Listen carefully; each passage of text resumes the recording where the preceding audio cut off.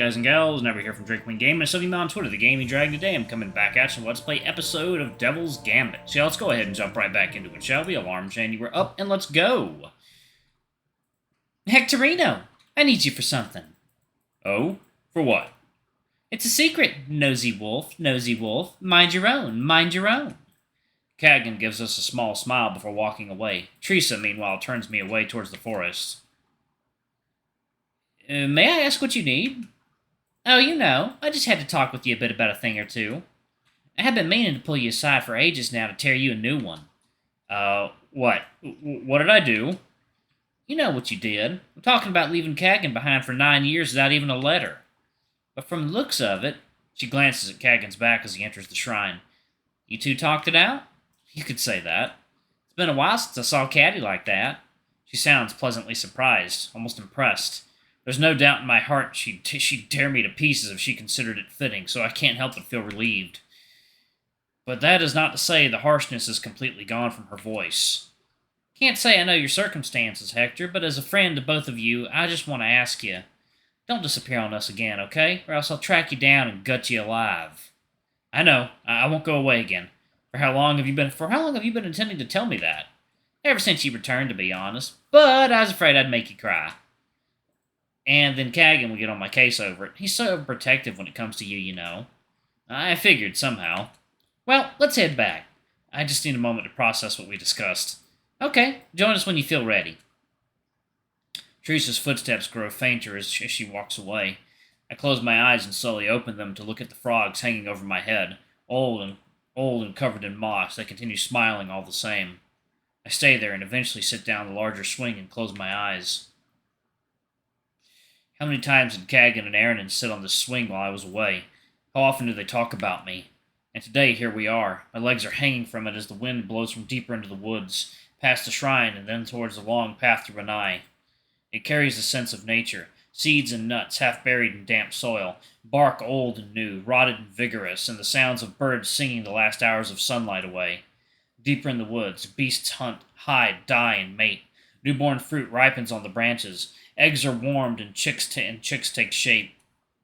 All this beauty, all the push and pull of life.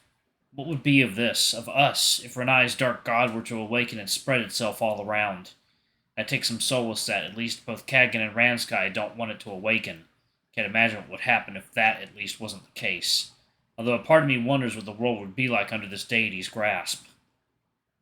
As soon as the thought crosses my mind, something snaps in the distance. Perhaps a branch? It comes from around the shed where Aaron kept the books. Ransky?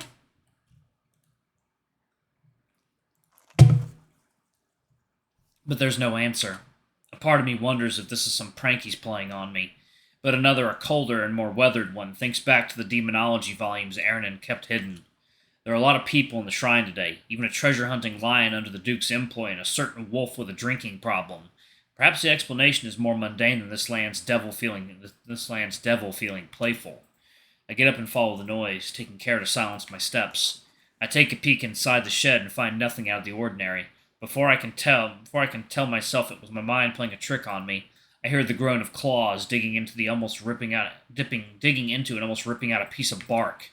I look behind the shed and see nothing, except a trail going deeper into the forest. This time I hear whispers, and I notice a scent that I can't quite describe, except for being somehow familiar, hiding behind a thin veil of alcohol. Perhaps I shouldn't be so curious, but knowing that Aaron keeps secretive books here, I don't want to run any risks. I sneak in, half-crouched, each step sinking softly on the soil. Do you think anyone's suspicious? They were too busy with the food. No one noticed anything. Those voices do sound whiny. I hold my breath. What exactly is going on here? It's coming from just a few feet ahead behind some trees. Maybe I can circle around. God, this feels so wrong. Having regrets now? Ain't it a bit too late? That last voice. Suddenly it clicks in my head. It's Bear. I could recognize that whiny tone anywhere. I knew it. I knew he was up to something. That whole talk about helping his aunt after his father died was all a charade, wasn't it? He somehow tricked Aaron, but I see through him. God, that's some damn weapon you were carrying. Had my eyes on it all day. They might be doing something else. Oh yeah? Then look at it, and then look at what I can do with it. A pained groan echoes through the woods. Makes my blood boil. Enough playing around. All this loot is mine. You're a monster, Bear. How could you? He stole something. This ungrateful bastard must have spent all this time taking things when no one was looking and even brought a weapon with him. God, how fucking innocent are you? And now he's getting rid of his accomplice. It's so much worse than I imagined. What should I do? Should I head back right away and warn the others? But it might be too late for his accomplice by then. And perhaps if I surprise him, we can subdue him between the two of us. I need to get a better grasp of the situation. I can't fuck this up. I take a step further, hiding behind a tree, manage to get a glimpse of this villain's scheme. Slowly, I make my way toward the source of the voices, until I'm so close that a single bush is all that's keeping me from witnessing a most sinister scene. Gathering my courage, I stand up just enough to see beyond the foliage, and I'm...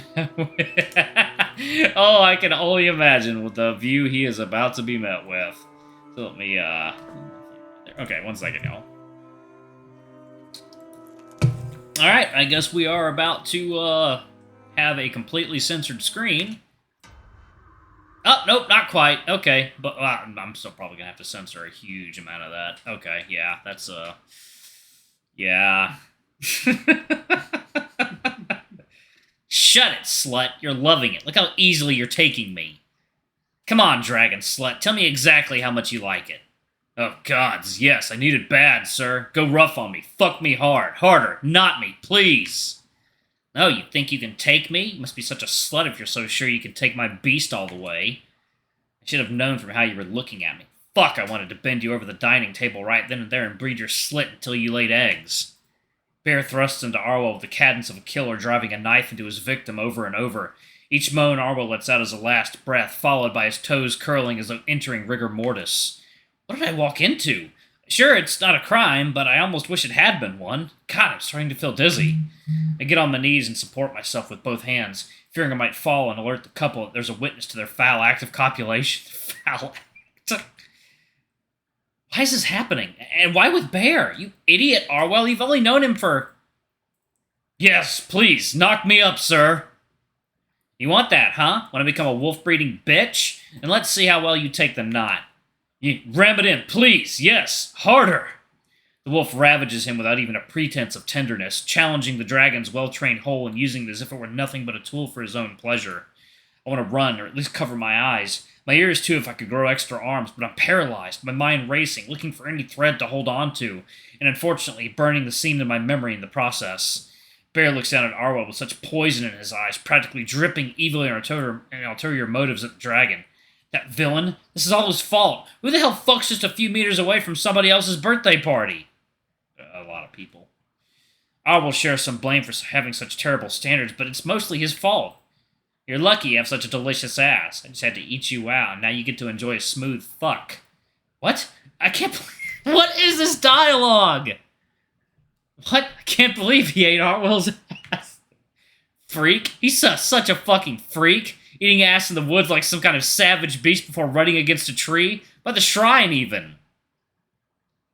What do you mean, woo? It's a Renai staple. He invites you to dinner with his father, gets his approval, and he drags you into the forest and fucks you against a tree. Tale old as time. No, fuck you, Treasa. Eat shit. God, you're so big, and you leak so much. I bet Kagan's bigger. Oh my god. Why am I getting dialogue choices? Or thought choices, I guess? I bet Kagan's bigger. I don't even need to see Kagan erect to know he'd put that idiot to shame. What am I even thinking? I need to pull myself together and get out of here yesterday. They lose themselves in their savage running. They even start slobbering all over each other's muzzles, eyes closed and all. With all the grunting, I finally managed to make my escape. On the way back to the shrine, I can only think, Arwell, you whore! By God, have some standards! I'm grateful everyone is too absorbed in their conversations to notice something's off when I come back. I think Kagan does notice something, but chooses not to ask. Eventually, Bear and Arwell return, and Treasa wastes no time in pointing out the smell of sex on them. They immediately get flooded with questions they desperately yet uselessly attempt to brush aside. Aaronin, meanwhile, looks like a skeleton on his chair, staring absent-mindedly at the wall. I can see his eyeballs sinking deeper into their sockets. Wow. Oof. What a scene, y'all. A chilly night breeze blows through the window and hits my back. Ricardo gets up from his seat. Today's been spectacular, friends. Thank you very much for having me. Going away already? What, afraid Monolino will tighten your leash if you're away for too long? Oh, you know how it is. I scarcely enjoy free days. Thank you for coming. Let's drink together one of these days if you'd like. Of course. Take care, Cadgan. See you in the usual place. It's not too long after that Arwell says he should return to the tavern, and Bear decides to head back with him as well. Fergus is the last to go, urged by the insistent night breeze. Hey, Cadgan, I really meant it. You should participate in the games this year. Are you afraid Arwell will win otherwise? No, it doesn't matter who wins, I guess, though it'll still be me, dragon or not. But you should join us. Join the town. Sounds like you have better plans, right? Maybe next year, or whenever this situation with the Duke is resolved. I don't think I'll be able to devote myself to training for the games right now. Next year, then. I'll hold you to that. Got it? Sure. Fergus nods, waves us a silent goodbye, and exits the temple. Aaron is the first one to sigh and deflate on his chair. Aaron is the first one to sigh and deflate on his chair, a wave of exhaustion washing over him, and I'm quick to follow. That was fun, but now that everyone's leaving, I feel tired all of a sudden. Tell me about it. I've been here since morning. It's not over yet. We gotta move the table back to the shack. Oh, I can do that. You don't need to worry. We'll also need a place for that barrel. There's still so much left, too. Yeah, you take care of it, Cadgan. I throw my arms up in a yawn, loud enough one to catch everybody's attention. Want to head back, Hector? Somebody has to walk me back to town. I'm still in a rather delicate state, you know. She says it with a joking edge to her voice, perhaps even a drop of drama, but there is truth there. I suppose it's not a terrible idea. Being alone with Treasa after her warning from earlier makes me grip my knees, but I try not to let it intimidate me. Well, I'll see you two sometime later, I guess. Take care. Oh, I'll miss you too, you old sack of fleas. Be back soon, Dad. I'll see them off. Well then, I'd say this party was a big success. We should do it again next year. That's if Aaron allows it. If more people keep showing up, we won't be able to fit in the shrine anymore. Then we'll have to do it in town and drag Aaron with us instead. That'll be tough. He's stubborn, but I think he's letting go of that grudge of his little by little. But if you participate in the games next year, I bet that'd help. He'd want to come to town to watch you. We'll see. Treasa steps closer to hug Cadgan, takes the big wolf a moment to react and hug her back, then just as easily she slips from his grasp and looks at me.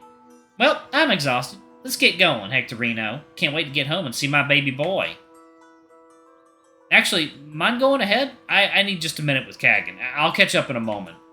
Alright, I'm going to go ahead and pause it right there, y'all. Thank y'all so much for watching. Don't forget to like, comment, subscribe, ring that notification bell, and check out our Patreon or YouTube memberships if you can. It always helps. Anyway, I love you all, and I'll see y'all in the next video. Bye-bye!